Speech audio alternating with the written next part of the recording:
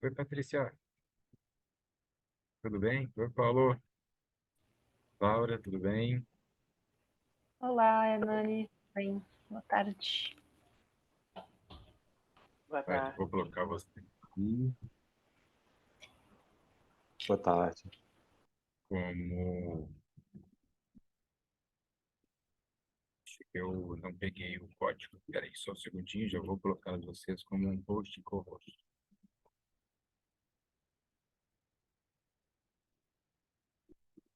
Essa é a sala 23.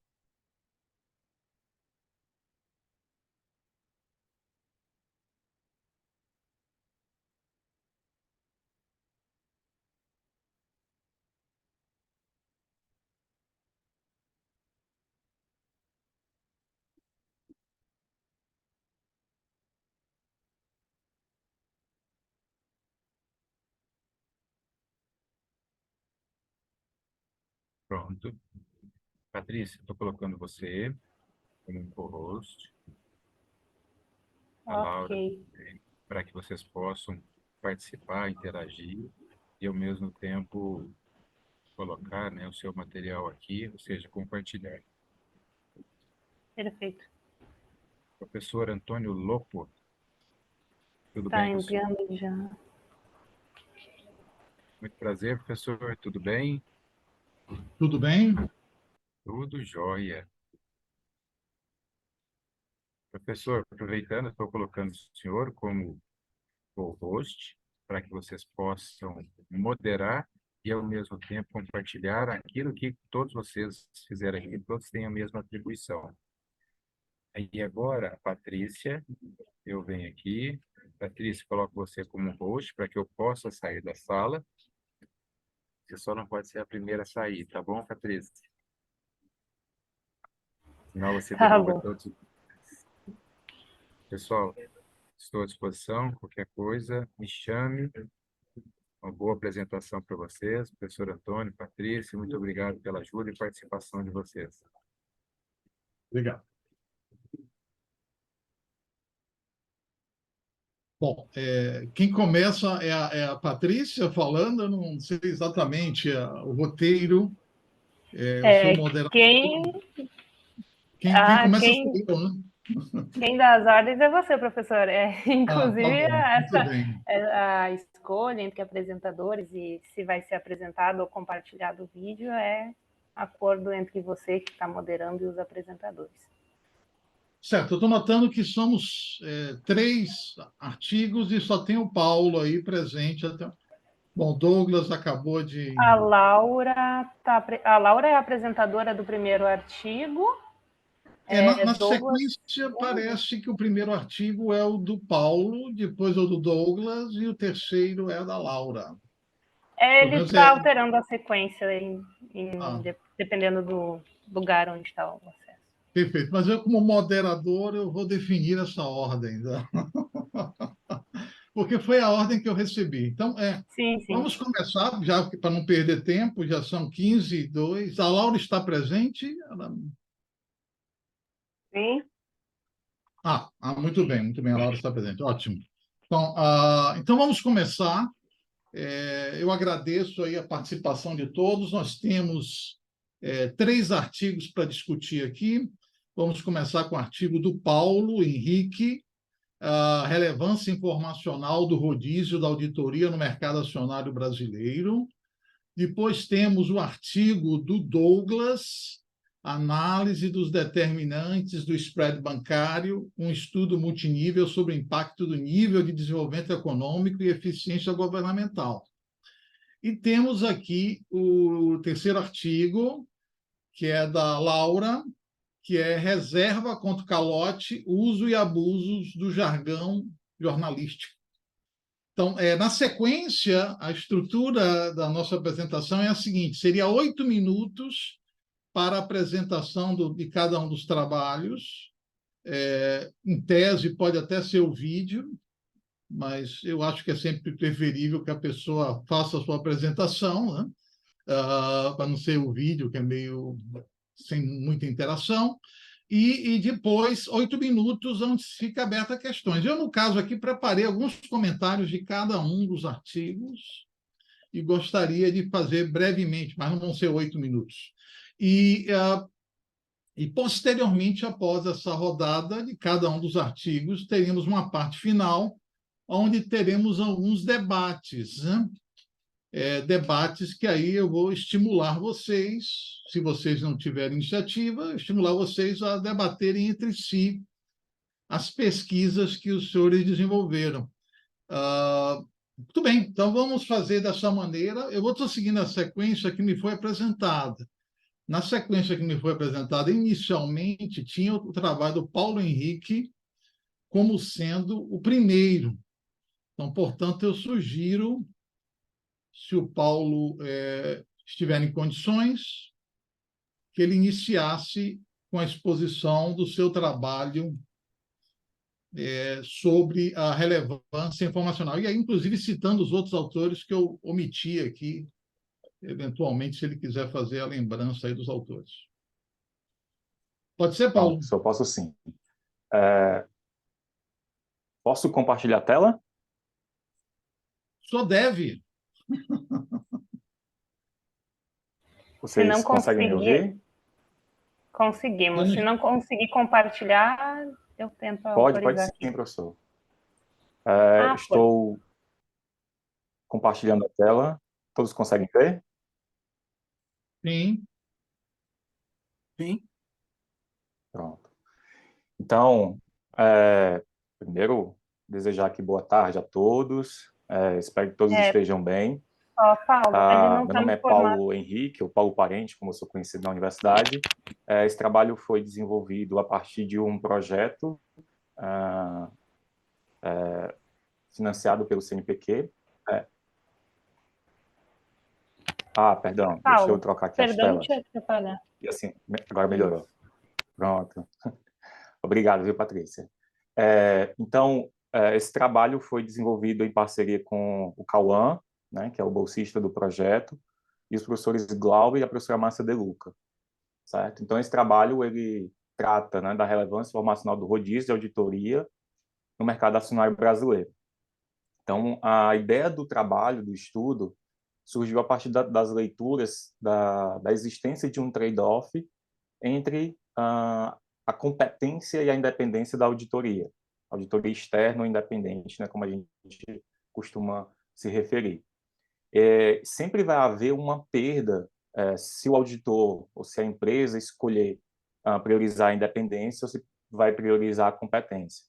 Então, a gente parte dessa discussão no trabalho e discute também qual é o reflexo disso no custo de oportunidade. Então, se eu priorizo manter a firma de auditoria auditando a empresa por muito tempo, eu estou ali priorizando a competência, porque ela vai adquirir conhecimento sobre a empresa ao longo do tempo, mas, em consequência, ela pode criar um laço, um elo de proximidade com a empresa, e isso pode reduzir a sua independência. Muitos trabalhos têm desenvolvido pesquisas que visam capturar a percepção do investidor acerca da qualidade da auditoria, mas utilizando métodos distintos daqueles relacionados à relevância informacional. Então, foi exatamente nesse contexto que a gente tentou trazer essa pesquisa. Então, o objetivo do trabalho é investigar se o rodízio de auditoria externa ele dispõe de algum conteúdo informativo incremental para os participantes do mercado de capitais brasileiro, que entra ali, por exemplo, os investidores, analistas e potenciais investidores também. Tá? Então, a gente espera que exista uma sinalização de que esse rodízio possa alterar a percepção dos investidores acerca da qualidade da auditoria. Então, esse trabalho ele traz um contexto diferenciado, que é o contexto brasileiro, né, que é um mercado ali que a gente sabe que os acionistas minoritários, por exemplo, acabam sofrendo um pouco com a existência de controle, né, acionistas controladores nas empresas. Nós trazemos uma diferença que é o método empregado, né? Os trabalhos trazem coeficiente de resposta ao lucro e poucos versam sobre a relevância contábil, que é um modelo bastante utilizado de Olson e outros modelos derivados. E aqui no Brasil, uma particularidade é o rodízio obrigatório que as empresas precisam fazer a cada 5 anos ou a cada 10 anos, caso eles tenham algum tipo de comitê estatutário interno. Então, o trabalho partiu dessa contextualização. Como revisão de literatura, a gente traz uma discussão que tem como alicerce o objetivo da auditoria, né, de assegurar a conformidade dos números contábeis, proporcionar informações confiáveis e, consequentemente, gerar ali uma maior confiança para o investidor sobre aqueles números que são reportados. A gente discute também que a auditoria de qualidade ela está associada à independência e competência, e a gente tem a De Angelo como marco, né, para essa discussão. E o rodízio está entre os fenômenos que alteram a qualidade. Existe, por exemplo, o atraso, né, na divulgação dos relatórios, o mandato, se é Big Four ou não, que é o tamanho. Então, todos esses atributos, todos esses fenômenos são capazes de alterar a qualidade da auditoria, que é exatamente esse elo entre independência e competência. Então, a partir dessa discussão, a gente desenvolve algumas hipóteses, e essas hipóteses, basicamente, elas buscam afirmar, né, que o rodízio da firma ele não é relevante, porque a gente defende a ideia de que, considerando que o rodízio é obrigatório e periódico, existe uma certa previsibilidade pelo mercado, então a gente não esperava que esse rodízio fosse relevante, mas a troca do auditor, sim, do sócio, né? E essa troca do sócio indica que, de fato, a forma como a auditoria vai ser conduzida dentro da empresa mudaria os trabalhos ali dentro e poderia trazer novas informações, e o mercado poderia ver isso como um fator positivo. A gente defende também que o rodízio obrigatório não é relevante, seguindo... Paulo, desculpe, eu só tenho só mais 1 minuto. Certo, Desculpe, o tempo é só 8 minutos. Eu lamento. Tudo bem, certo. Eu vou... Então, estou sintetizando, mas está replicando o vídeo, está ótimo, está ótimo. Pronto, tranquilo. Então, a gente defende que o rodízio obrigatório ele não é relevante, e defende, por exemplo, que quando a manutenção de uma firma não Big Four afeta negativamente o valor da empresa, e quando a empresa mantém uma Big Four, essa informação ela é positivamente relevante para os investidores na avaliação das empresas. Então, o trabalho tem várias amostras, né? Então, para o rodízio da firma e do sócio, tem 2.601 observações. Para o motivo do rodízio, né, se obrigatório ou voluntário, 401 observações.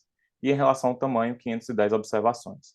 Então, foi aplicado uma técnica para detectar utilize e fazer essa remoção, dado que o valor de mercado acaba afetando ali, existe bastante volatilidade. Como rodízio da firma, a gente utilizou variáveis dummies, né, para capturar se houve rodízio ou não, se houve rodízio obrigatório ou da firma ou do sócio. Então, a gente fez essa utilização dessas variáveis, e o modelo é o modelo utilizado de Collins, né? Então, Collins fez uma adaptação do modelo de Olson, em que a gente tem o PL, o lucro, patrimônio, lucro, e a variável de interesse, representando aqui a análise, tá? Então, o principal resultado do estudo que a gente encontrou foi que, de fato, o rodízio da firma ele não é relevante, então talvez vocês consigam observar aqui que o modelo não mostrou significância. O rodízio do auditor foi significativo, a nível de 10%, mostrando que, de fato, o mercado considera isso como um fator positivo e afeta positivamente os preços.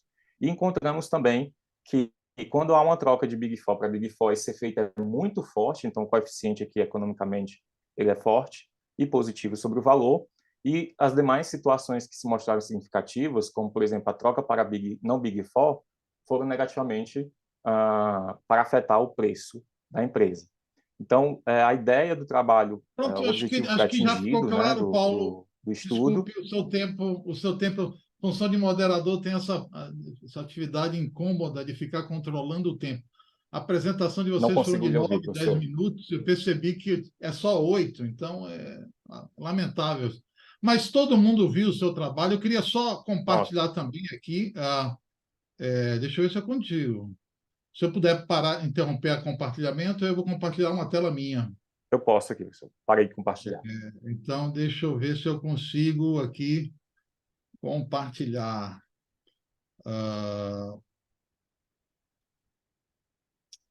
Vamos ver aqui.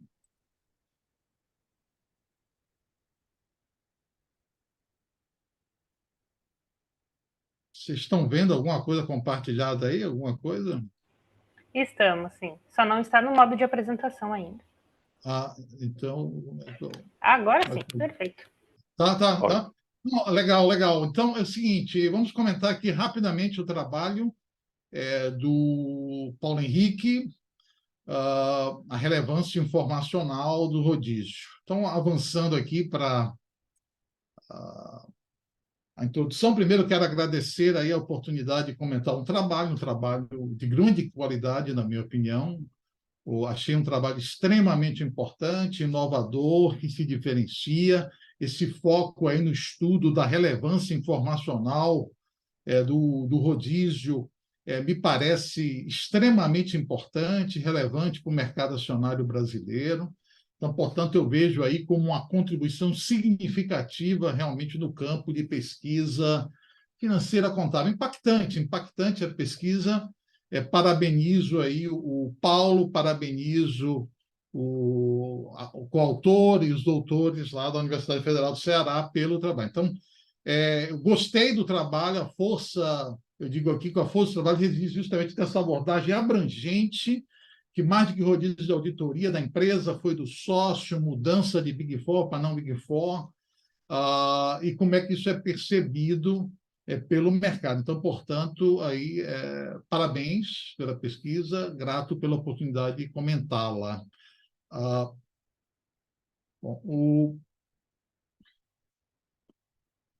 Comentários gerais, então, o tema é extremamente importante, a importância é inegável, impactando diretamente aí, o rodízio impacta diretamente na percepção da confiança dos investidores naqueles relatórios que são apresentados.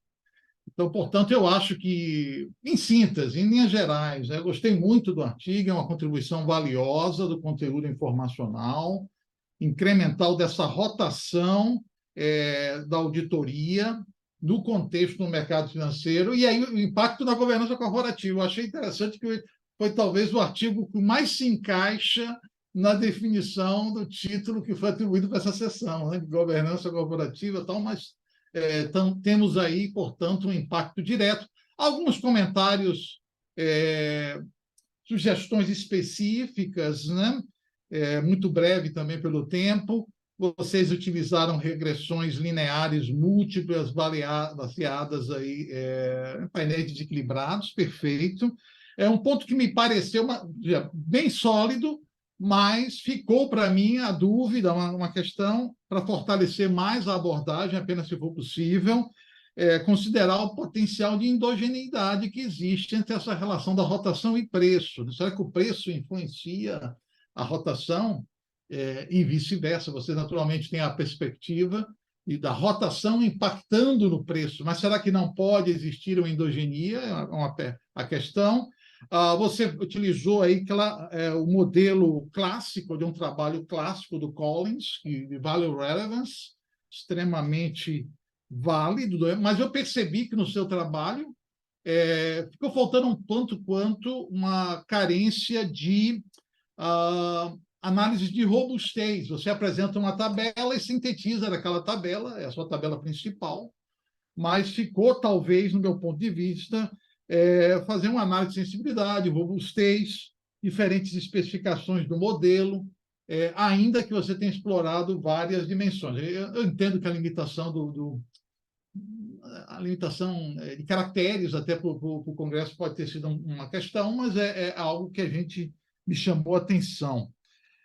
Os seus resultados indicam a rotação dos parceiros de auditoria é relevante, a rotação do sócio é relevante, né?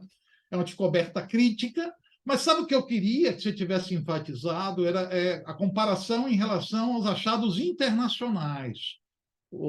Mais ênfase, digamos assim, mais didático, aquele leitor ficasse mais claro a diferença dos seus achados no Brasil para os resultados internacionais. Então, portanto, fica aí uma sugestão. A sua discussão se beneficiaria de uma exploração mais aprofundada das implicações para a auditoria. Eu entendi que como é que seus resultados impactam o desenvolvimento profissional dos auditores, como é que isso impacta a longo prazo a governança corporativa. Eu achei que precisaria ter discutido mais os seus achados. Os seus achados são muito importantes e merecem ser analisados com mais detalhe. A literatura, um detalhe apenas, eu percebi que seu texto, a sua literatura, de maneira geral, não se pode generalizar, ela é um tanto quanto não reflete o estado da arte. Ela tem algumas referências recentes, mas se fosse possível ter mais referências recentes, seria muito bom. E meu tempo já está acabando, né? E aplicação prática, eu achei que seria importante ter mais discussão de aplicações práticas, principalmente, você analisou reguladores e gestores, está bem claro isso aí, mas talvez a aplicação prática dos seus achados para clientes e para as empresas de auditoria, ou seja, como é que elas, quais são as aplicações práticas realmente, como é que estrategicamente as empresas vão se situar diante desses seus achados, né? Então, me parece que vale a pena você pensar nisso. Também a clareza e concisão, o manuscrito está muito bem escrito. Talvez sugestão, condensar algumas sessões. A sessão 2 acabou ficando com muitos itens, talvez você poderia condensar para facilitar a legibilidade apenas. Bom, fechando aqui, para não me esgotar, a conclusão, em resumo, o manuscrito oferece aí uma contribuição significativa, você está de parabéns. As recomendações que eu dei aí buscariam, se você entender que são pertinentes os seus orientadores, reforçar a robustez dos achados e a sua aplicabilidade, a sua visibilidade. O trabalho tem potencial realmente para informar decisões regulatórias, para moldar práticas corporativas de governança corporativa. E aí, em síntese, os autores todos, você, os seus coautores, os seus orientadores, co-orientadores, estão aí dignos de elogios pelo belo trabalho preparado. Pelo meu horário aqui, já são 15h20, eu acho que eu já esgotei o tempo. Eu peço desculpas. No final, nós vamos ter tempo para um debate. Eu passaria já a palavra ao Douglas para que apresente. Eu vou interromper aqui para que o Douglas Vocês me ouvem compartilhe. bem? Sim? Vou só Sim. compartilhar a tela aqui.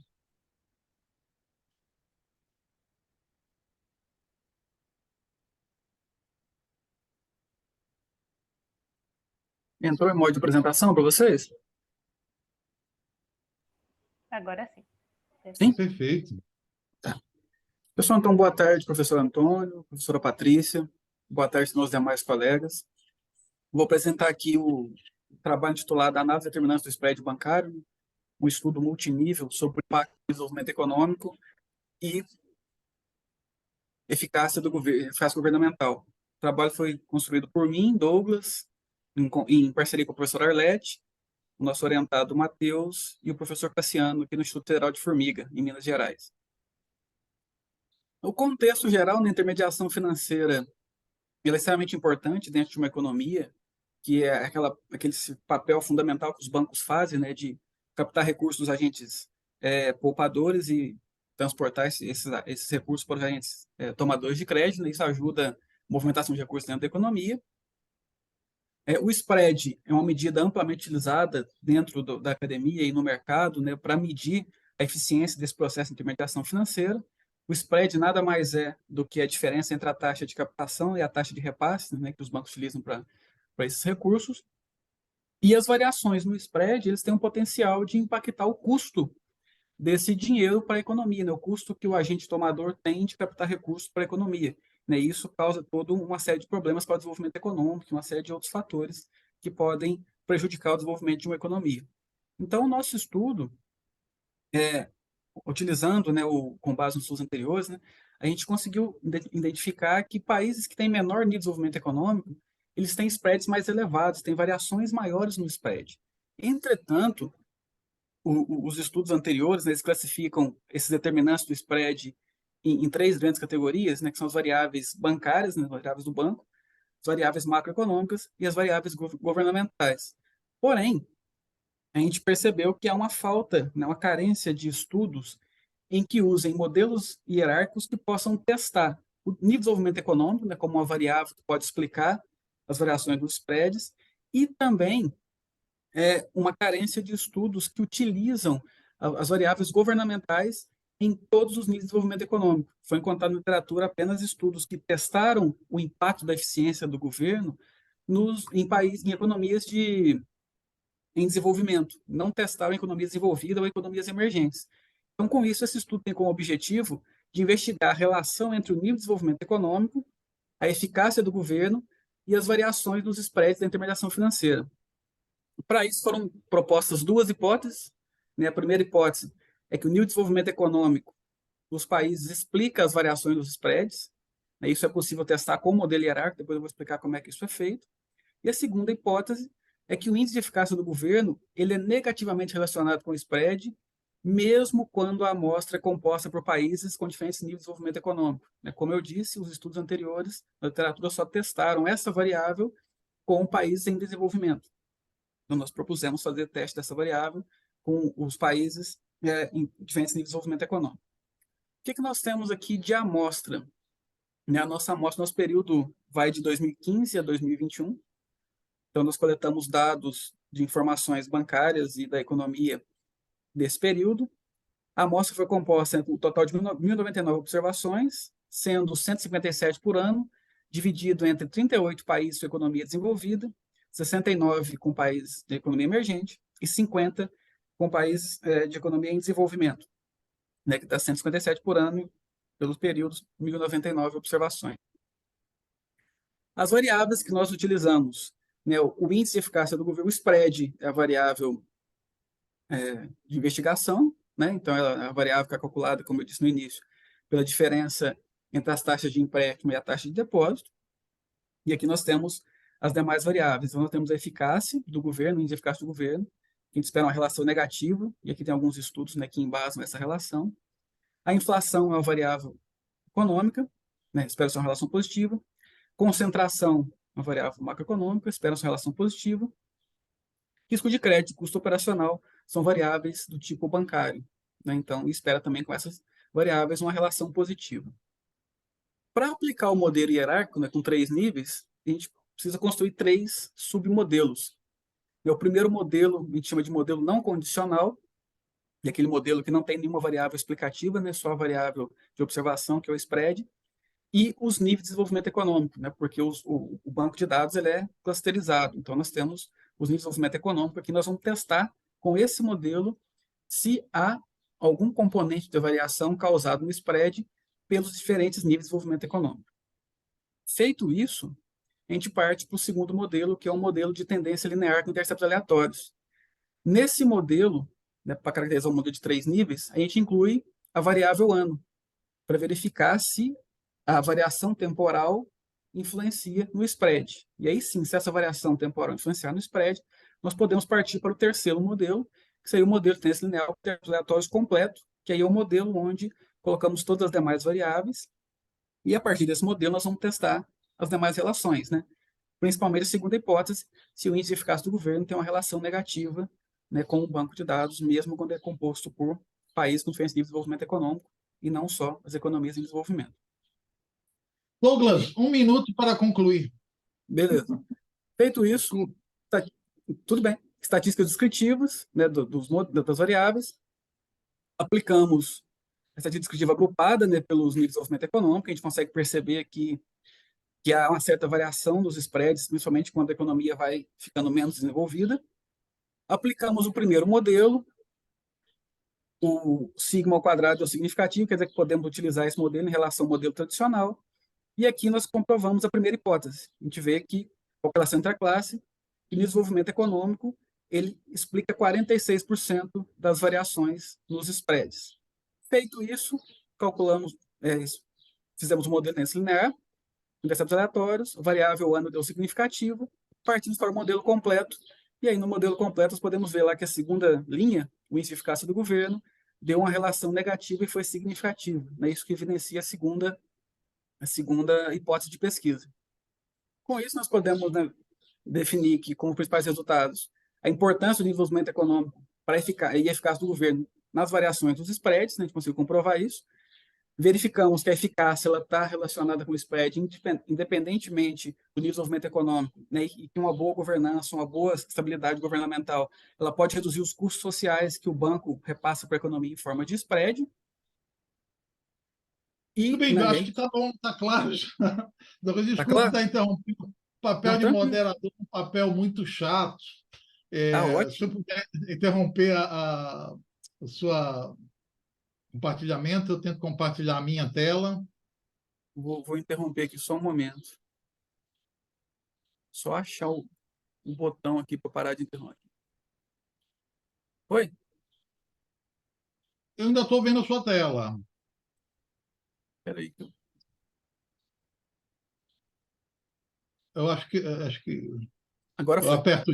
Agora eu apertei aqui, forçando.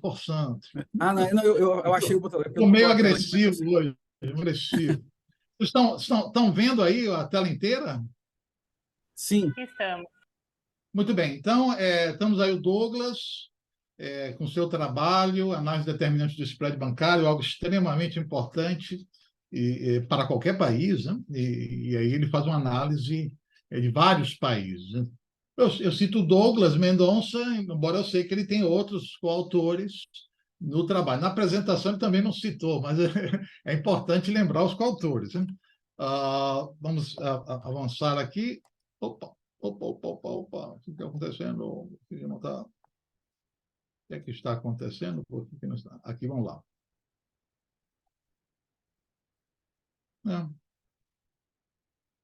Agora foi. Mas primeiro tem uma introdução.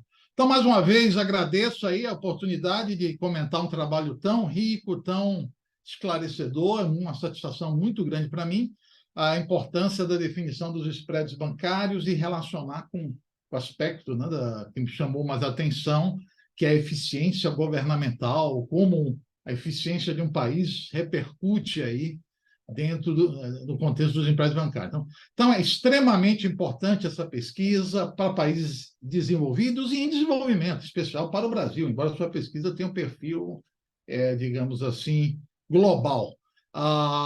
Elogio, digno de elogio, a sua utilização metodológica de uma regressão linear e hierárquica, portanto, aí é um diferencial do seu trabalho. Se não fosse suficiente já a pesquisa em si, ainda a utilização metodológica enriquece bastante. Comentários gerais que eu teria seria esse foco no spread bancário como medida de custo de serviço da intermediação financeira, um conceito extremamente importante, relevante para se analisar perspectivas de crescimento e desenvolvimento de um país, com impacto aí também, de certa maneira, com o contexto da governança, a governança de um país, como é que repercute a boa governança de um país, a governança governamental, como isso repercute no spread bancário, portanto, aí uma contribuição importante para a literatura. Relevância aí para a formulação de políticas públicas e de regulação financeira, me pareceu isso aí um ponto-chave, né? que é o que nós aprendemos, né? Que é a necessidade de boas práticas de governança para garantir um bom spread bancário. Então, a gente consegue identificar como países onde não há uma boa governança, você terá como consequência um spread bancário mais elevado. Então, portanto, muito interessante essa pesquisa. Você coloca, materializa e quantifica algo que intuitivamente já sabíamos, mas é muito importante ser colocado aí. Bom, as sugestões específicas, na sua metodologia, gostei muito da metodologia da regressão hierárquica, já comentei isso, mas talvez seria ver se os seus resultados são sensíveis a outros modelos também. Talvez fica aí uma reflexão, se seria o caso. A sua análise de dados está bem clara, a clareza da análise é crucial, é um ponto-chave para o entendimento de qualquer leitor. Talvez seria vantajoso oferecer mais informações sobre a fonte de dados. Então, talvez você saiba e conheça, mas, assim, na minha leitura, surgiram dúvidas e talvez, como leitor, fosse interessante, se você tiver interesse em aprimorar, talvez, para um revisor fazer um maior esclarecimento, né? Seus resultados, aí uma sugestão, né, se você entender pertinente, eu vi lá suas tabelas, estão bem claras, mas talvez utilizar algum recurso visual fosse interessante, algum gráfico, alguma representação que mostrasse os seus achados, comparando, por exemplo, entre países, diferentes países, e mostrando a posição relativa dos países. Eu imaginei isso, né? É uma questão que você está mostrando vários países, comparar entre países, né? Eu acho que seria muito bacana. Então, fica aí a sugestão para você. São sugestões apenas, por favor. Ah, na sua na discussão, uma exploração mais profunda das implicações dos achados, como é que esses resultados se comparam com o que a literatura já aponta, né? Realmente isso é algo completamente inédito, o seu trabalho, o que a literatura já apontou, seria interessante você reforçar, até mesmo os estudos recentes, até para ver se houve diferença, facilitaria também esse entendimento mais claro da relação das variáveis. Tudo bem, literatura também, se for o caso, estudos mais recentes, aplicação prática, a discussão também das aplicações práticas. Eu acho que é muito importante isso para a gente, na literatura nossa, que a gente discute finanças e contabilidade, a necessidade da aplicação prática, né? Porque a nossa literatura não ecoa no mercado, porque nós não sabemos vender a questão prática. Então, discutir mais isso, trazer mais isso num contexto para os formuladores de política e reguladores financeiros, o que é que seu trabalho contribui. Então, fazer mais marketing, é basicamente isso, saber vender mais o seu produto, que é muito bom. Então, vai uma sugestão aí. Bom, é isso, senhores. Um trabalho mais enxuto para evitar redundâncias, isso é claro, eu sempre tive essa impressão algumas vezes. Então, em síntese, a minha conclusão é muito positiva do seu trabalho, uma conclusão valiosa para a literatura de intermediação financeira e desenvolvimento econômico, o papel aí da governança pública, governamental para o spread, a força do estudo da sua regressão com linear e hierárquica, um diferencial, implicações importantes para os reguladores financeiros, portanto, seu trabalho tem, assim como o primeiro trabalho, bastantes implicações para reguladores.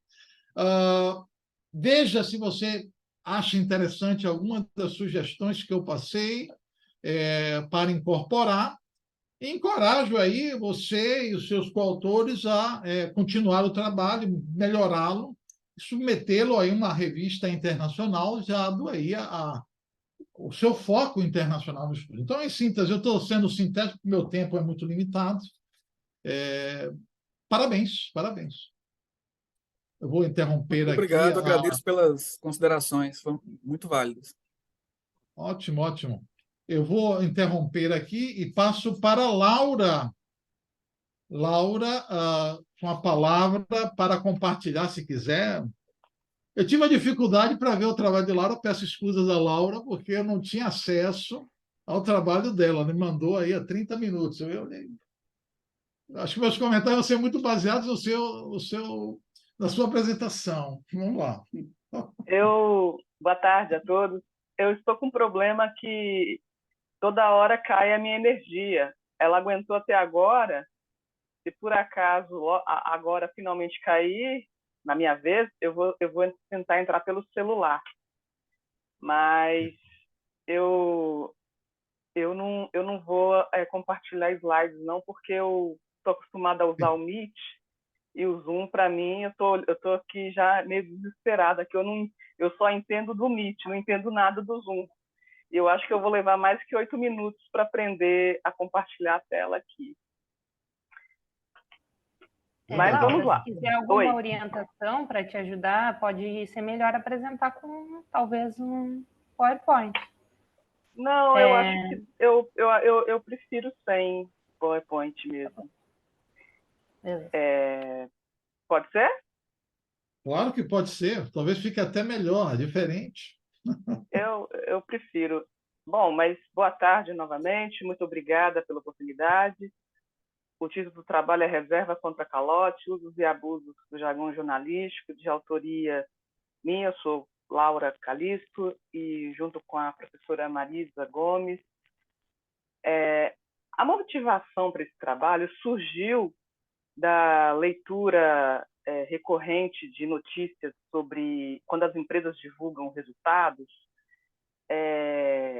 a provisão para créditos de liquidação duvidosa é sempre um tema central nessas notícias, porque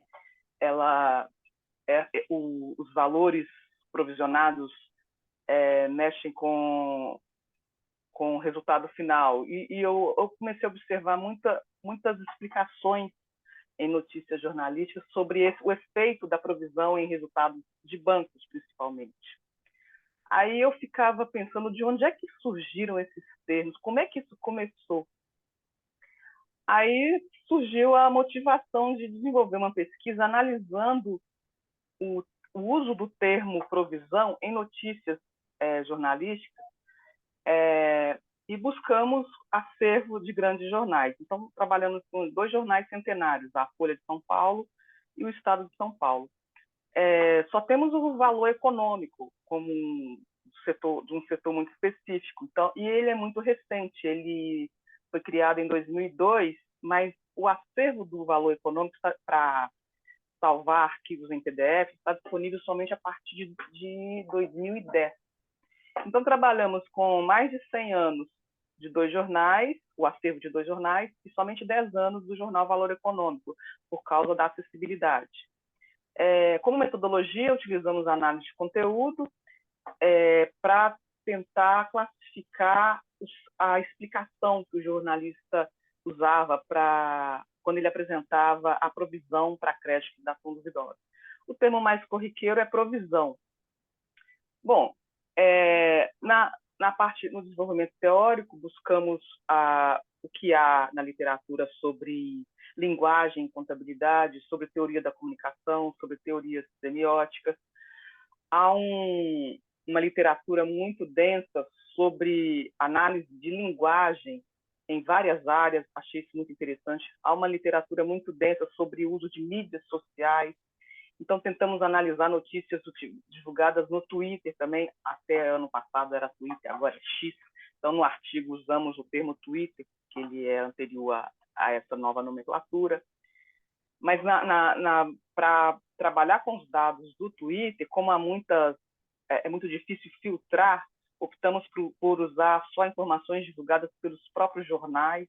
Então, trabalhamos com as contas dos jornais. E nas análises de todo esse material, separamos por ano de publicações, nas tentativas que os jornalistas usavam para explicar o termo provisão, eles acabavam usando uma linguagem informal, como reserva contra calote, colchão de reserva. E essa linguagem formal, entendemos que era para facilitar o entendimento do leitor. Mas ele também acredito que ele continua sem entender o que é o termo técnico usado, porque sair por aí falando reserva contra calote é muito estranho, no mínimo, né? O termo começou a ser utilizado quando as sociedades anônimas vieram para o Brasil, então entre as décadas de 70 e 60, e no início até tentavam explicar, nas reportagens havia tentativa de explicação, mas uma coisa que observamos é que o texto jornalístico é parecido nos 3 jornais que trabalhamos.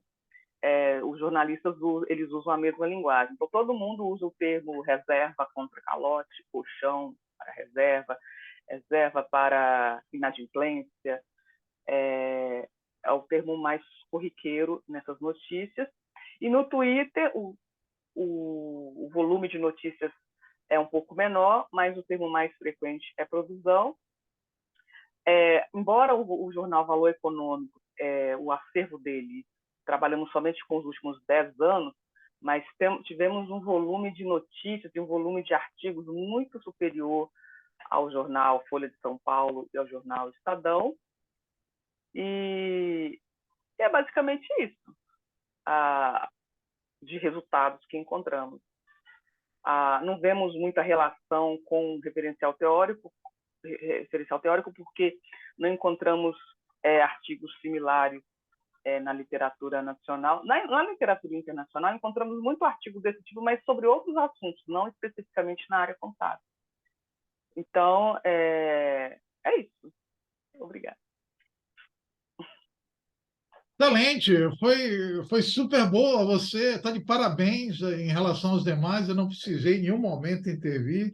Foi muito bom. Parabéns aí.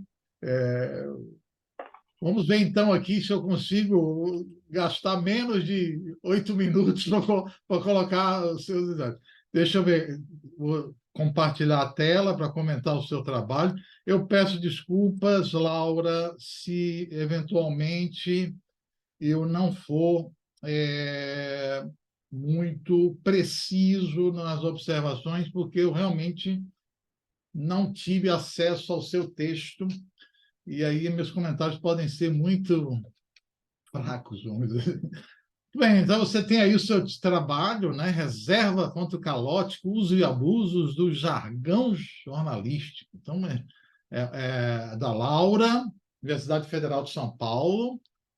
Muito bem. Vamos, então, comentar aqui o trabalho. Bom, mais uma vez, gratidão pela oportunidade de avaliar todos os 3 trabalhos. O seu trabalho também não é uma exceção.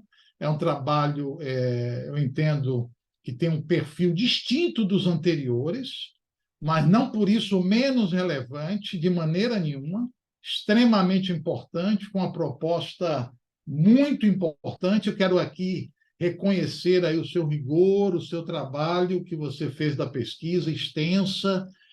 Você fez referências a softwares que você teria utilizado para essa análise documental, o que é um trabalho, na minha opinião, muito árduo, é um trabalho hercúleo, que não é comum nos trabalhos empíricos. Os trabalhos empíricos é mais fácil, pega a base de dados, você tem que ir lá e fazer os ajustes. Então, portanto, está de parabéns aí em fazer essa coleta e fazer essa pesquisa que eu tenho certeza que lhe deu muito trabalho e eu entendo que oferece uma contribuição importante, e essa é a minha sugestão vai ser nesse sentido.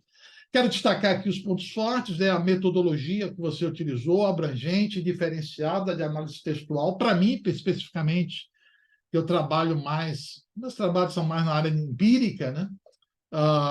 Eu achei a sua metodologia muito rica, muito abrangente e inspiradora para que eu desenvolva trabalhos. Eu digo, como pesquisador, eu vejo no seu trabalho uma fonte de inspiração. Eu acho que é um tema extremamente relevante no panorama atual, os efeitos semióticos, né, da comunicação, você estudando aí essa representação da provisão, como é que ela é percebida, essa percepção, esse sentimento que emana, digamos assim. Então, portanto, só pontos positivos. Quero consignar, portanto, aqui a pertinência e a abordagem inovadora do seu trabalho. Então, destaco aqui essa importante colaboração da sua pesquisa. Quero que sua pesquisa se projete mais em função da contribuição e do seu esforço claro. Então, eu vejo aí comentários gerais, uma relevância do tema para pesquisadores e profissionais, o efeito da comunicação, e gostei do uso dessas ferramentas de análise textual, que eu gostaria de ter aprendido mais. Pode ser que talvez agora no texto, tendo a capacidade de ler mais pormenorizadamente, porque, Laura, eu só tive acesso ao texto pelo seu e-mail. Eu mandei para o chat, mandei, mas ninguém... Se eu tivesse tempo, pelo menos 2 horas para ler o seu texto, eu poderia oferecer comentários mais ricos. Então, eu peço desculpas se eles não são... Mas eu gostei, de linha geral. Vamos aqui as recomendações que eu teria a fazer para você. Algumas sugestões específicas. Eu diria que você, na metodologia, talvez fazer uma reavaliação e possíveis tratamentos de vieses na hora que você selecionou esses artigos, né? Para mim, não ficou claro, talvez seja pelo fato de não ter dedicado o tempo necessário, como foi o critério de seleção desses artigos noticiosos aí analisados por você, né? Então, fiquei um pouco na dúvida, talvez isso mereça no seu trabalho um maior esmero na identificação dessa metodologia. O seu trabalho se diferencia pela metodologia, o critério que você lá capta os documentos, os artigos, isso é muito importante para a gente poder entender se não há algum viés. Por isso que eu estou enfatizando isso. Bom, na análise de dados aqui, eu teria necessário uma explicação mais detalhada de técnicas estatísticas e consideração de modelos analíticos. Eu, na verdade, proporia a inclusão de alguns métodos estatísticos mais robustos. O seu trabalho se caracteriza por não ter uma análise estatística mais robusta. Tem lá umas análises gráficas, mas ficaria mais rico se fosse além daquelas análises gráficas, né? Então, é isso. Eu acho que seria muito importante que você trouxesse, embora o seu trabalho tenha se destacado por ser muito qualitativo ao analisar o texto, se você pudesse trazer, né? Estou com medo de falar demais e o tempo se esgotar. Mas, como você falou pouco, eu posso exceder um pouco mais agora. Muito bem, então, os resultados, eu gostaria que você destacasse esses resultados, essas descobertas impactantes em gráficos e tabelas mais claros. Você há de convir que os gráficos e tabelas que você apresentou, eles não são muito claros. Você vai ver lá, são muitas informações concentradas. Então, ou você repensa os gráficos, mas eu achei que os gráficos não estão suficientemente claros. Estão bem coloridos, eu reconheço, estão bem coloridos, mas você precisa reforçar essa descoberta de uma maneira mais clara. Então, o que é que eu digo? Você fez uma bela pesquisa, mas ainda no momento da divulgação você não está sabendo. Isso ficou claro até na hora que você apresentou. Na hora que você apresentou a sua metodologia e depois encerrou. Você não foi capaz de dizer, vender, expor quais foram os seus achados. Isso também se percebe em 20 minutos que eu li o seu artigo, né? Rapidamente, aquela leitura scan, né? Muito bem. Na literatura, você já comentou, precisaria ter uma literatura mais recente e relevante. Você comentou, você fez aí um reconhecimento que havia um problema na literatura, que você tem uma dificuldade. Eu acho que é importante um reforço dessa literatura. E aí também a mesma questão, né? Você fez essa análise e tal, e tem que fazer essa ponte, né? Essa ponte, que eu falei fosso aí, que eu quis usar essa expressão, mas talvez tenha sido muito grosseiro, que separa a investigação teórica que nós fazemos na academia, que não tem relevância nenhuma para o mundo prático. Você vê quem são os artigos que são citados no Valor Econômico? São geralmente pessoas que academicamente são fracas. Infelizmente é isso. A gente percebe que as pessoas que têm mais destaque no Valor Econômico, então, de modo geral, são pessoas academicamente fracas. Ou seja, o acadêmico não consegue se comunicar para chegar ao público, isso eu também faço uma meia-culpa, ou o público não consegue entender. A gente tem que adaptar a comunicação. Está aí, tem muito a ver com a sua pesquisa que fala sobre comunicação, também no aspecto semiótico de como chegar isso ao usuário. Então, portanto, ficou faltando, do meu ponto de vista, e daí? A pergunta que a gente fala, e daí, Laura, o que é que a gente aprendeu com o seu trabalho? Laura, eu estou fazendo os comentários, mas de maneira nenhuma estou diminuindo a importância do seu trabalho. Eu vejo o seu trabalho como uma contribuição muito importante. E aí, vamos concluir.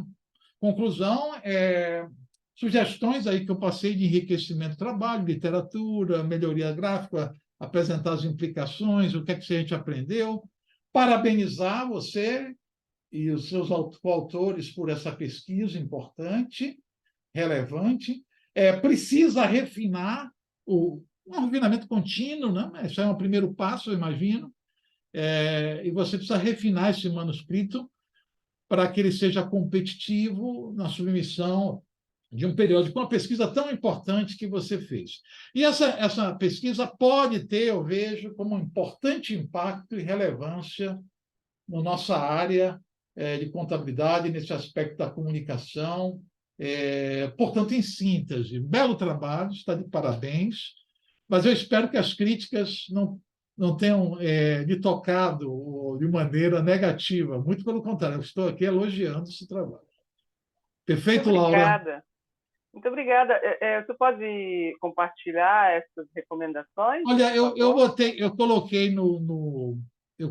no chat, mas eu fico à disposição para qualquer um de vocês, a qualquer momento, querer entrar em contato comigo, vai ser uma honra. Mas vamos continuar agora com o debate. Nós temos aí 35 minutos para debater. Agora é o momento do debate. Debate conduza, estou vendo aqui as instruções que eu recebi da SEMEAD, conduz o debate de forma inclusiva. São vocês aí, todos podem participar, e os demais participantes, encorajando todos os participantes a expressarem suas opiniões, quiserem comentar alguma coisa, sempre com educação, claro, respeitando o trabalho do colega, e traga a discussão para pontos comuns, né? Pontos comuns.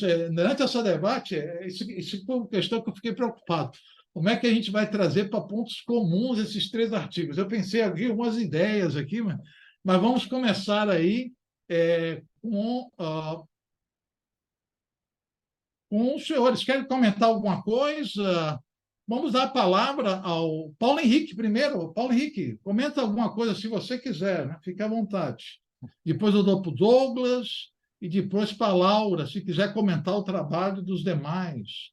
E até a Patrícia também tem a liberdade, se querer intervir, fique à vontade. Mas vamos começar com os autores. Paulo, algum comentário quer fazer?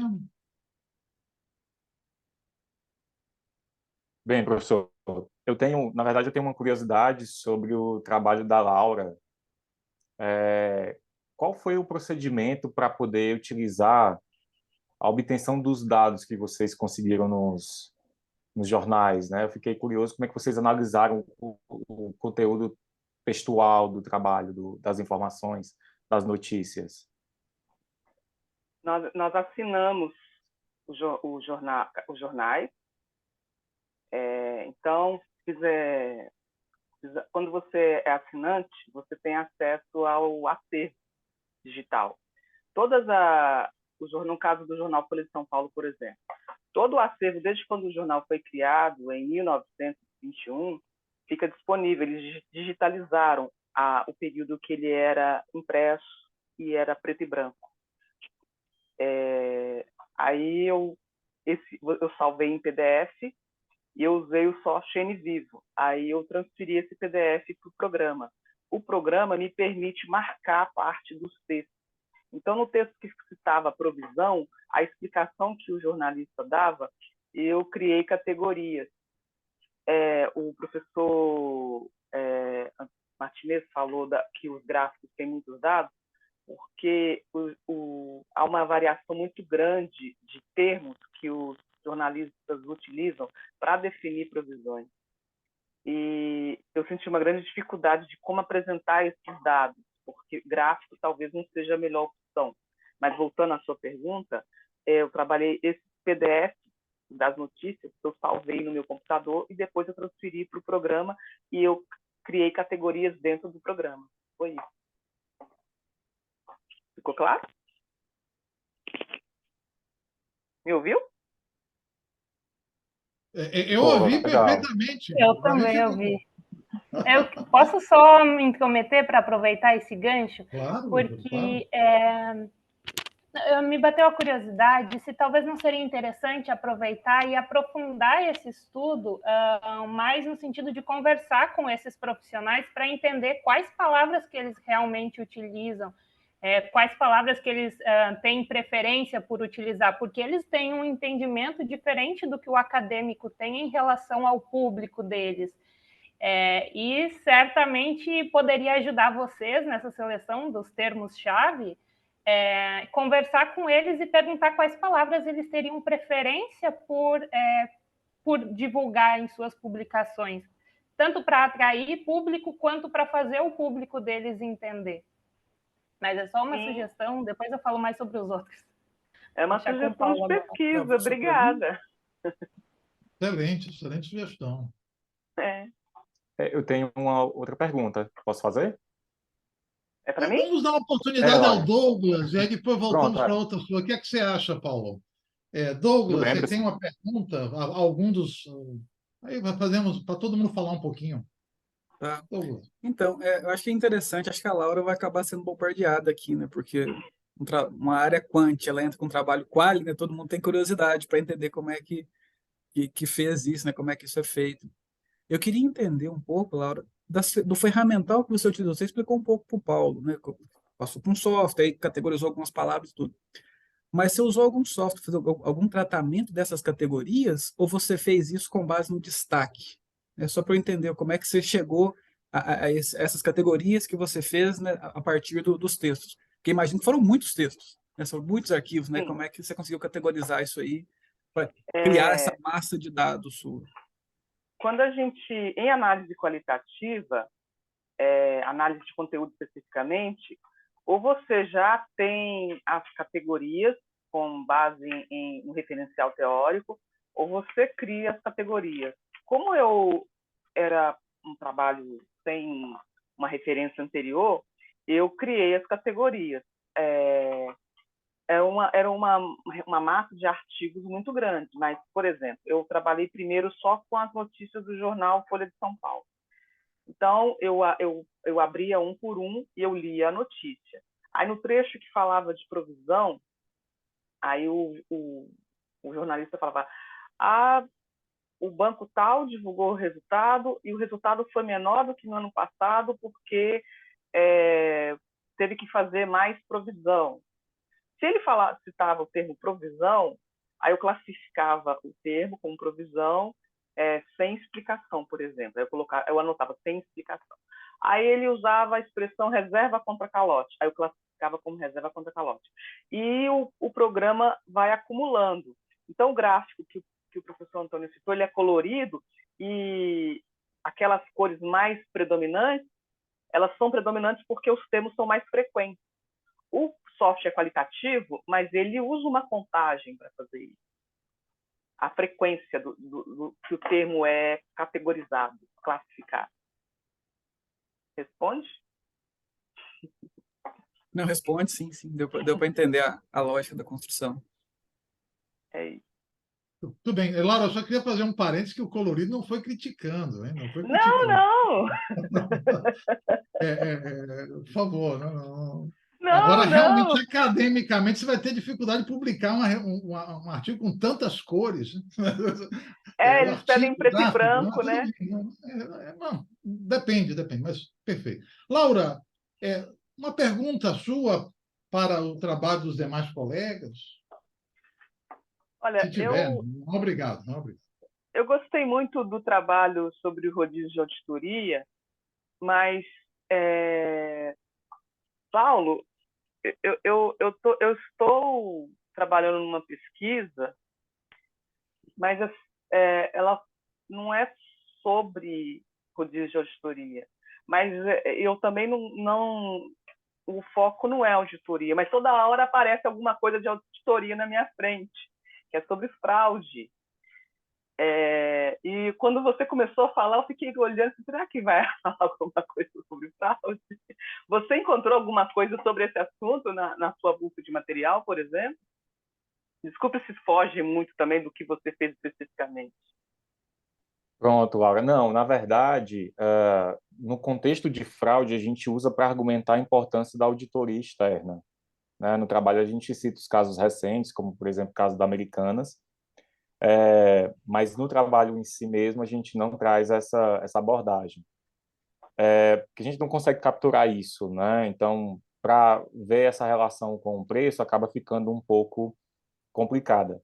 Mas eu acho que tem até o Cauã, que está aqui, está na sala, ele trabalha comigo num projeto, e uma das análises que a gente vai desenvolver são esses outros fenômenos da auditoria. Então, a gente está trabalhando agora com mandato, a gente vai trabalhar com essa questão relacionada à fraude, mais casos específicos. Mas nesse trabalho mesmo, a gente tentou ser bem direto e ver, olha, rodízio é ou não relevante na perspectiva ali dos investidores, né? Então, obrigado pela pergunta. Obrigada. Tudo bem, usando a pergunta da Lara, só complementar o Paulo, esse rodízio, quando você está analisando ali, é um rodízio voluntário ou mandatório, ou você não diferencia? Pronto. No trabalho, a gente testa se o rodízio obrigatório ele é relevante. Aí a gente usa o andame. A gente foi lá no relatório do auditor independente, a gente olhava, lá no formulário ele diz assim, olha, o rodízio foi por motivo obrigatório. Aí diz a instrução da norma, e pronto. Aí a gente Pronto, testou, aí não foi era essa a suficiente. pergunta, era essa a pergunta. Pronto. Paulo, você queria fazer outra pergunta? Patrícia, se quiser fazer outra pergunta. Eu tinha Posso uma aproveitar o gancho para Pode. fazer a pergunta Por para o favor, Paulo? por favor. E bem alinhado. Mas é que justamente nessa questão do rodízio porque assim, eu tenho desenvolvido algumas pesquisas em auditoria nos últimos anos e ajudado em outras, e aí o que me chamou a atenção foi nas tuas hipóteses que tu não constrói uma hipótese sobre o rodízio voluntário no valor relevância. E o que eu estava imaginando é que talvez o rodízio voluntário tivesse um impacto mais significativo do que um rodízio obrigatório nessa tua variável dependente.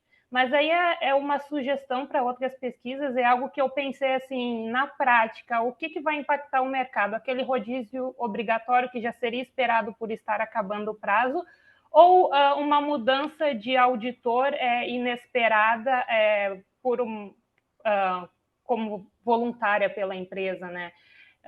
E aí pegaria talvez o mercado mais de surpresa do que um rodízio obrigatório.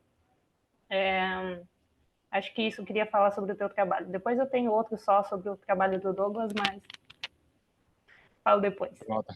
Obrigado, viu, Patrícia? Se permite só fazer um comentário, na variável de rodízio obrigatório, a gente atribuiu o andame 1 e 0 caso fosse voluntário. Mas sua sugestão é interessante porque a gente pode fazer o contrário, né? No voluntário, colocar 1 e no obrigatório 0 e ver o que é que o resultado vai apresentar. Exatamente, porque assim tu está medindo o obrigatório em relação ao voluntário, mas quando tu inverte não vai ser complementar, é um outro tipo de associação, então o resultado pode ser bem diferente. Show, obrigado, viu, Patrícia? Perfeito. O Marcelo quer fazer uma pergunta. Marcelo, por favor, com a palavra. Oi. Bom, eu queria fazer uma pergunta, acho que para o Douglas, né? Que ele fala do spread bancário, né? Então, assim, no artigo foram utilizadas as 5 variáveis, né? Índice de eficiência do governo, inflação, concentração, risco de crédito e o custo operacional, né? Qual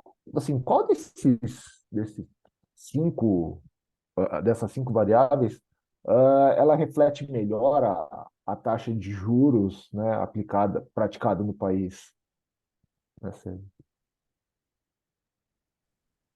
Não tem nenhuma variável dessas que reflete a taxa de juros, né? O que vai refletir o custo do dinheiro é propriamente o spread, né? O spread por país. O professor Antônio até falou na questão de melhorar as discussões, eu venho até pensando em como fazer isso devido ao grande volume de economias que eu tenho em país, né? Como cruzar isso de uma forma que seja satisfatória.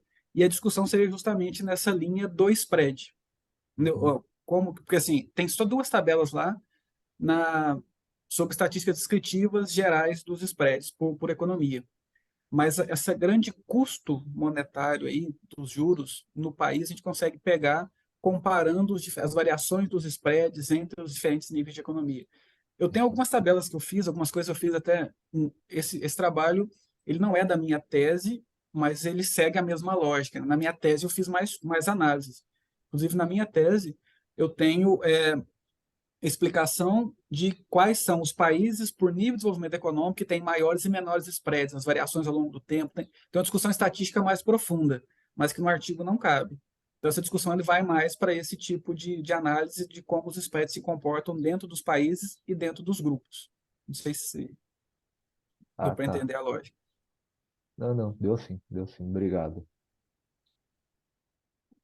Tudo bem. Patrícia, você quer fazer mais algum comentário? Você falou que queria fazer.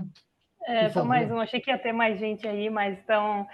É só fazer um fechamento aqui sobre o que eu tenho em relação a todos, e aí eu termino com o artigo do Douglas. Laura, eu queria pedir para te verificar essa questão da disponibilidade do artigo para caso de publicação nos anais, se isso for importante para ti, pode ser que tu tenha problema depois e não acabe não sendo publicado nos anais do Congresso, né? Já que ele não está disponível. Em relação ao trabalho do Paulo, em relação à estrutura, que eu queria também mencionar, trazer um pouquinho mais da literatura brasileira sobre rodízio de auditoria, porque a gente tem algumas especificidades do nosso mercado, e ele traz uma literatura abrangente internacional, mas brasileira talvez dê um maior apoio às hipóteses ali para construí-las de forma a se confirmar com os dados que tem. E aí, fechando no Douglas, queria pedir para te tentar deixar claro qual é a tua amostra desde o começo da pesquisa, desde o resumo, introdução, porque eu fui me perguntando quem é que ele analisou. E aí eu tive que chegar lá na metodologia para entender de forma assim, definitiva quem que era a tua amostra. E tua amostra ela é muito abrangente, ela é relevante, então ela vai ajudar a vender teu paper. Então, deixar ela clara desde o começo, que é quando tu está tentando vender ele, que são aquelas sessões que os avaliadores vão ler primeiro, eu acho que seria importante para ajudar vocês depois. Prometo que não falo mais. Agora deixe os outros fazerem suas Fique perguntas. à vontade, tá tranquilo. Quer fazer algum comentário? Alguém mais quer fazer um comentário? Eu tenho algumas perguntas aqui para incentivar o debate. Patrícia, eu tive um retorno desse de um avaliador para eu colocar na estrutura do resumo a amostra. A amostra é relevante, mas ela só aparece na metodologia. Então, não sei se você foi avaliadora, mas eu tive essa sugestão. Inclusive, eu já incorporei Eu não fui avaliadora, olha só, já tenho uma confirmação do Exatamente. avaliador. Inclusive, eu já fiz essa alteração no artigo original, assim, que eu vou submeter. Eu fiz essa alteração, coloquei uma linha lá no resumo, já falando da amostra, e até coloquei... É que tu não consegue generalizar, como a maioria dos estudos, que vão dizer assim, empresas brasileiras listadas, porque tu tem diversos países, né? Exato. Então, eu imagino que a melhor forma para ti seria colocar o quantitativo final de países que tu chegou na análise. A melhor forma para ser, assim, breve e conseguir vender o peixe, porque a gente tem sempre a questão do limite de palavras. Eu fiz isso, eu já até coloquei esse estudo, eu coloquei quantos países por nível de desenvolvimento econômico, um total, uma linha, mas já fala isso logo no início do resumo. Perfeito.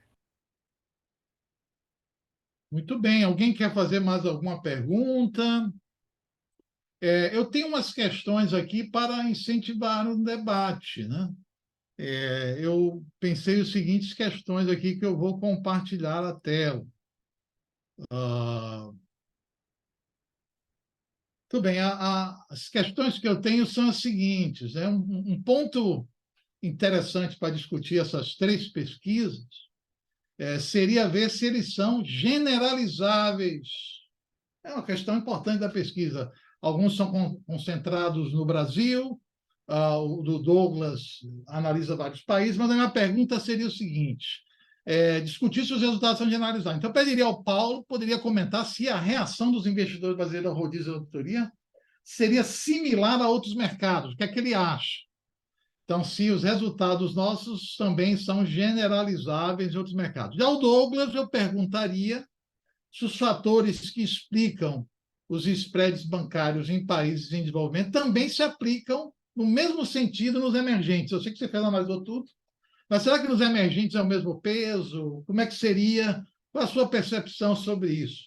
E a Laura, também na questão de generalizável, comentar se esperaria que os seus resultados encontrados poderiam ser generalizáveis em outros países, ou é uma coisa só do Brasil, é só com jornalista brasileiro.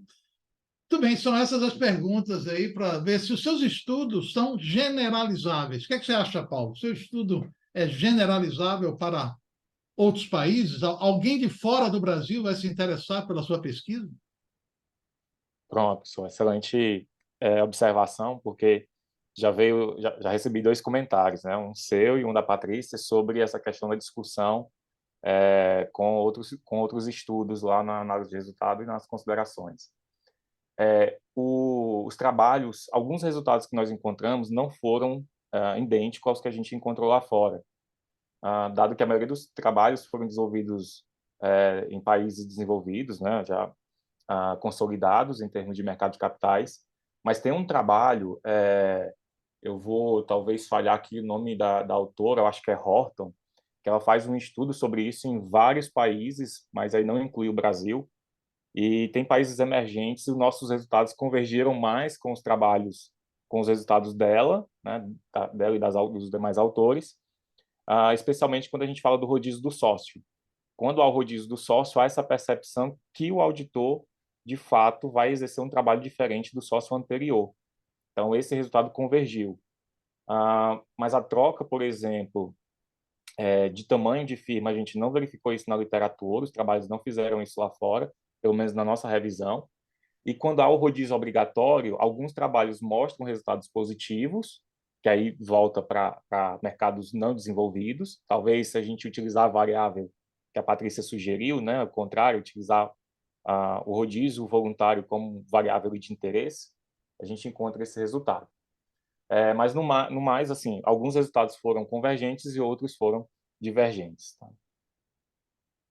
Eu fiquei curioso para saber aquele resultado da mudança de não Big Four para Big Four e Big Four para não Big Four, que no seu caso foi sempre negativo. Como é que você explica aquilo? Pronto. A gente, sempre quando há uma troca para não Big Four, o efeito foi negativo, né? E aí a gente já encontrou discussões na literatura que defende que quando tem uma firma de auditoria menor, a qualidade do trabalho tende a ser menor. Por quê? Aí tem um conjunto de fatores, né?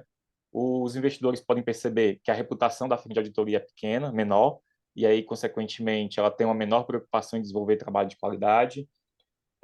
Tem uma questão de, por exemplo, quando troca, um resultado que a gente achou interessante foi quando troca de não Big Four para Big Four. Não Big Four para Big Four é negativo. Isso foi o que me causou mais estranheza. Né? Sim. Esse Sim, quando você resultado... sai de uma não Big Four para uma Big Four, o resultado é negativo. Será por quê? Pronto. Vai custar mais caro? Esse resultado, acho que ele não foi significativo, né? Mas o coeficiente é negativo. Então desculpa, eu me equivoquei. Não, mas tudo bem. Mas tem uma fundamentação, viu, professor? Que é interessante. Existe a chance de você trocar uma não Big Four por uma Big Four e a Big Four descobrir algo ruim sobre a empresa que a não Big Four não conseguiu encontrar. Então, uma empresa pequena de auditoria talvez não identifique uma fraude que uma Big Four pode encontrar. Por isso, possivelmente, esse resultado negativo. Né? Mas não foi significativo, a gente não discutiu sobre isso. É uma situação. Douglas, quer comentar a generalização dos seus resultados para economias emergentes? Eu acho que eu caí. Eu vou tentar achar um norte aqui que eu descobri por agora, assim, né? Não durante a construção, mas depois quando você finaliza. A gente fala que trabalho científico você não termina, você desiste dele, né? Então, depois que eu terminei essa versão, você continua olhando outras coisas, e eu percebi um fator que não está teórico, né, que não está abordado nesse estudo, que eles falam que todos os trabalhos que eu analisei, independente do nível de desenvolvimento econômico, ele foi aplicado, os spreads, eles falam sempre da maturidade do setor bancário de cada economia, que isso que diferencia uma economia da outra.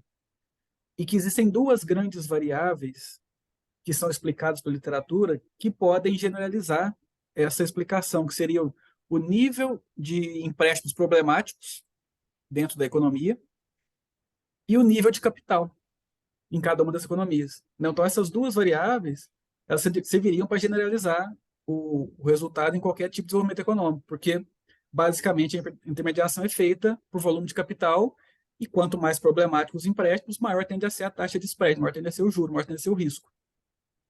Então, se eu conseguir construir uma análise teórica juntando isso, eu acho que eu conseguiria fazer um trabalho mais generalizável. Mas hoje eu acredito que ainda precisa de algumas forçações de barra na leitura dessa versão para poder dar uma generalizada.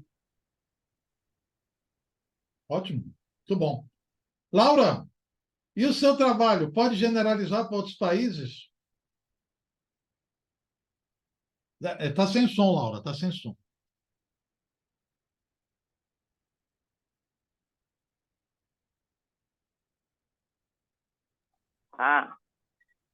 Melhorou agora? Melhorou, melhorou. Ai, peraí, que minha cachorra quer comer o microfone. Perfeito, perfeito. Cachorra. Ele tem prerrogativa para isso. Peraí.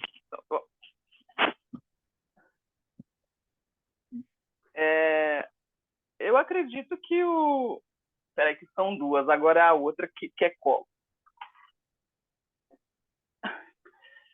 Mas essa aqui não vai comer o microfone, não. Eu acredito que os resultados podem ser... Aplicados para outro país? Pesquisas em outros países podem mostrar uma diversidade de termos usados também para tentar explicar termos técnicos da área contábil. Porque o leitor de jornal, no caso, o jornal, não jornal da área econômica, mas jornal diverso, como Folha, nos Estados Unidos, os jornais como o New York Times,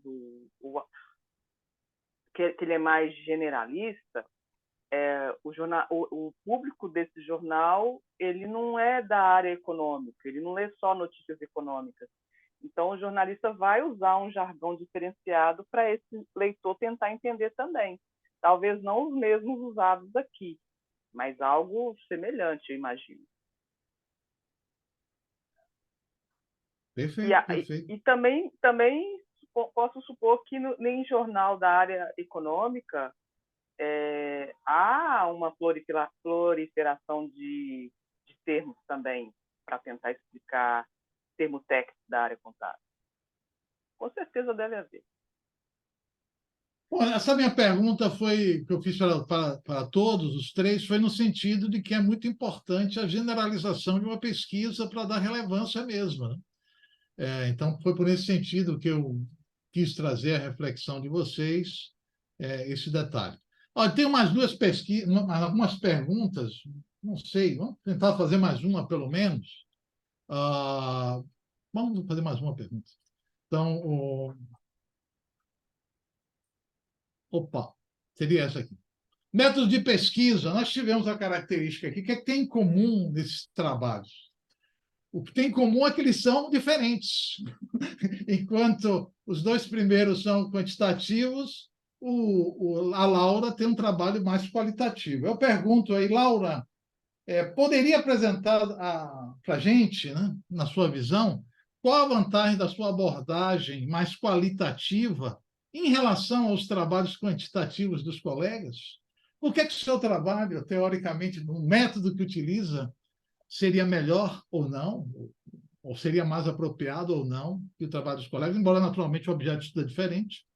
E o Paulo e Douglas poderiam comentar as vantagens e limitações dessa abordagem quantitativa que utilizaram, né? Para tentar...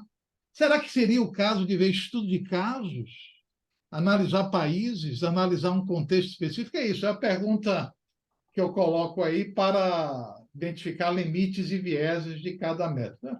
Eu acho que com essa aqui, nós vamos ver quanto tempo a gente demora, mas o nosso tempo é até 16h30, então ainda temos mais tempo ainda. O moderador vai usar todo o tempo disponível. Vamos lá, vamos lá. Laura, então, defenda o seu método, justifique a relevância do seu método e por que ele é importante e por que você utilizou. Como é que você faria? Olha, eu Isso aqui, essa pergunta é para estimular debate, hein, senhores? O pessoal passa para a próxima. Se não quiser falar, pode ser também. Passa isso. Fique à vontade. Eu gosto de usar análise qualitativa e eu gosto de usar análise quantitativa também. Mas eu não sou uma apaixonada pelo método. Nas suas recomendações, quando você falou para usar análise, você recomendou usar análise quantitativa. Sabe que eu não tinha pensado nisso quando eu desenvolvi esse artigo, porque naturalmente parecia que a resposta seria encontrada somente usando análise qualitativa. Eu gosto quando eu tenho perguntas. Qual método quantitativo eu poderia utilizar nessa pesquisa?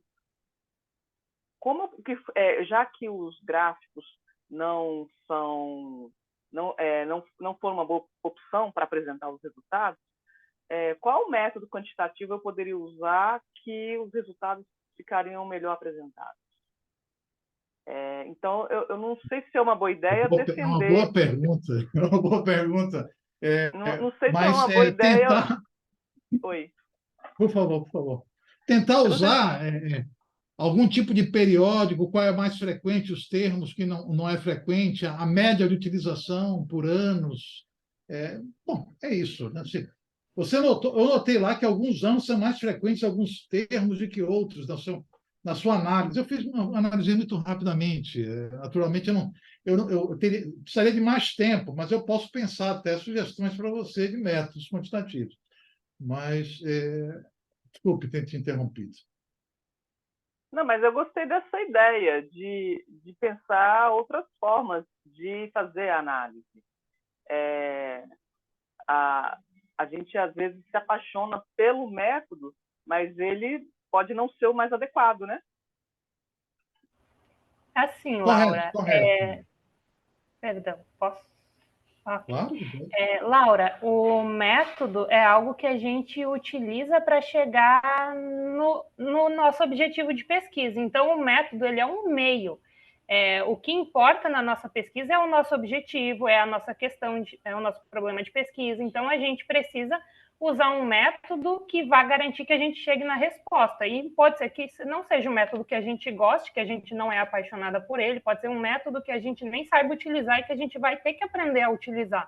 Mas o método é o meio e é aquilo que a literatura evidenciar para a gente como sendo o método mais adequado para responder aquele tipo de problema que a gente tem. E assim, tu fez a pesquisa, eu sempre digo, o autor da pesquisa ele tem um conhecimento maior do que qualquer um que vá ler, porque ele foi o autor que foi lá e leu todas as referências. Então, tendo por base as referências que tu leu, talvez seja mais fácil de tu chegar naquele método mais adequado, porque é naqueles estudos semelhantes ao teu que tu vai encontrar o método que eles viram como sendo necessário para entregar o resultado que eles se propuseram. Então, como eles tiveram estudos que tiveram perguntas parecidas com a tua pergunta de pesquisa, vão ter utilizado um método que talvez seja o mais adequado para o teu estudo, né? Falando aí de método quantitativo, que é aquilo que tu não está acostumado, que não é a tua área. Sim, obrigada. Marcelo, quer uma pergunta relacionada à questão ou você vai sair pela tangente com uma questão completamente diferente? Que eu tinha preparado umas perguntas aqui e aí conforme o pessoal foi falando, eu falei, putz, né, acho que respondeu metade da minha pergunta, mas era, sei lá, né? respondeu só metade, podia, né, esclarecer melhor. Não sei se eu posso perguntar, não sei nem se vai ter tempo, né? Porque eu Olha, queria.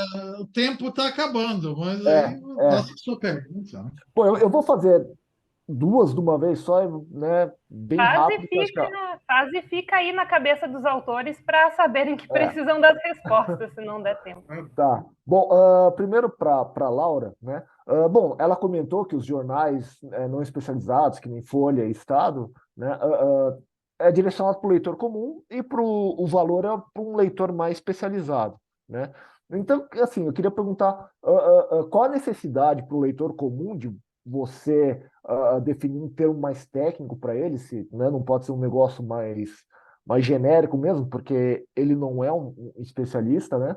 Ou se e para o leitor, né, que teoricamente ele é mais especializado, se realmente precisa dessa explicação de um termo mais técnico, porque teoricamente ele é um sujeito mais, né, que entende uma linguagem mais técnica, né, e aproveitar aqui também e perguntar para o Paulo, né, na verdade comentar, né, que, bom, no início dos anos 2000 a gente teve aquele escândalo lá da Arthur Andersen, lá nos Estados Unidos, e quebrou, né, acabou com a consultoria.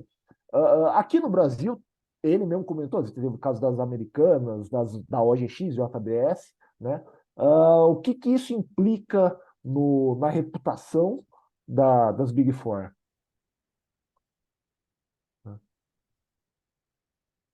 Acho que, bom, é isso. Tentei, não sei se vai dar tempo. Bom, sempre tem a possibilidade.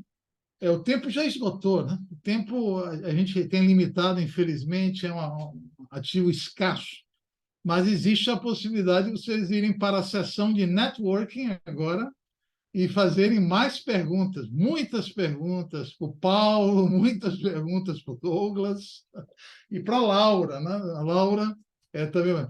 No mais, senhores, eu só quero agradecer a oportunidade e a gentileza de todos, muito cordial, muito tranquilo. Aqui a nossa líder foi muito solícita no nosso atendimento, a líder Patrícia, a professora Patrícia, né?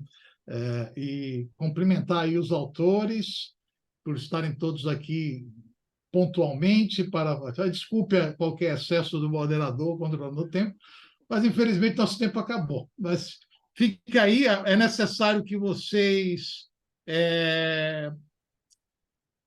informem, convidar todos. Aí tem umas recomendações que eu tenho que seguir. Convide os participantes da sessão de networking, que parece que está lá no site, né, se vocês querem. Eu fico à disposição se vocês quiserem entrar em contato comigo pelo meu e-mail, antoniolopomartins@gmail.com. Existe uma necessidade de preenchimento de um formulário de avaliação do desempenho. Eu não sei se é desempenho do moderador ou do líder, eu não sei. Há uma avaliação de alguma coisa que vocês vão ter que fazer. Mas, no mais, eu agradeço aí pela participação de todos e parabéns pelos trabalhos. Obrigada. Obrigado. Então, está encerrada a nossa sessão aqui hoje. Lamento se eu estou interrompendo com pessoas querendo falar. As perguntas aí do Marcelo, que se quiserem discutir lá no networking, fiquem à vontade. Prazer, então. Obrigada. Muito obrigado. Boa tarde. Tchau. Boa Tchau. tarde.